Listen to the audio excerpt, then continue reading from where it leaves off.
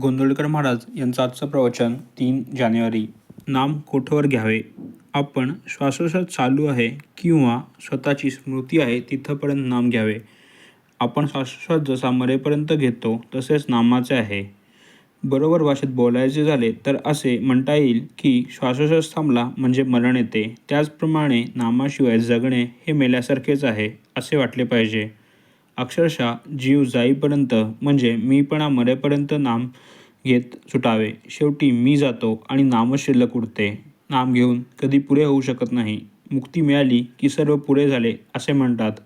पण मुक्तीनंतरही जर काही कर्तव्य उरत असेल तर ते नामस्मरणच.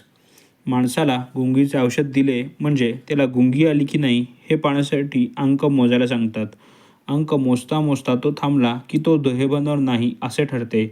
तसे नाम घेता घेता मी नाम घेतो हेही स्मरण जेव्हा राहत नाही तेव्हाच त्या नामात रंगून गेलेल्या माणसाचे पर्यावसन एकांतात होते. एकांत म्हणजे नाम घेणारा मी एक या एकाचाही अंत होणे म्हणजे देहबुद्धीचा विसर पडणे. देहबुद्धीच्या पलीकडे जाणे. नाम घेता घेता अशी स्थिती प्राप्त झाली म्हणजे त्याचे चित्त भगवंताकडे आहे की नाही असा प्रश्न करायला वावच कुठे राहतो. निद्रानाशाचा रोग झाला तर झोप लागेपर्यंत झोपेचे औषध आपण घेतो. तसे आपल्याला स्वाभाविक समाधान मिळेपर्यंत आपण नाम घेतले पाहिजे. नाम उपाधिरहित असल्याने आपणही उपाधिरहित झाल्याशिवाय नामाचे प्रेम आपल्याला येणार नाही.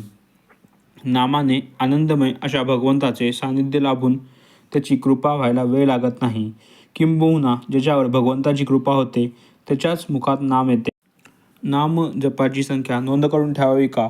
अमुक एक संख्येपर्यंत जप करण्याचा संकल्प केला असेल किंवा रोजचा काही कमीत कमी जप करण्याचे ठरवले असेल तर जपसंख्येची नोंद करून ठेवणे जरूर आहे. जपाची सवय होण्याच्या दृष्टीने आणि नेमाने काहीतरी किमान जप झाल्याशिवाय दिवस जाऊ नये या दृष्टीनेही जपसंख्या नोंद करावी. मात्र असे करताना एका बाबतीत खबरदारी घ्यावी. ती म्हणजे आपली आजची नामसंख्या पुरी झाली, आता उद्यापर्यंत आपला आणि नामाचा काही संबंध नाही अशा तऱ्हेची वृत्ती होण्याचा संभव असतो.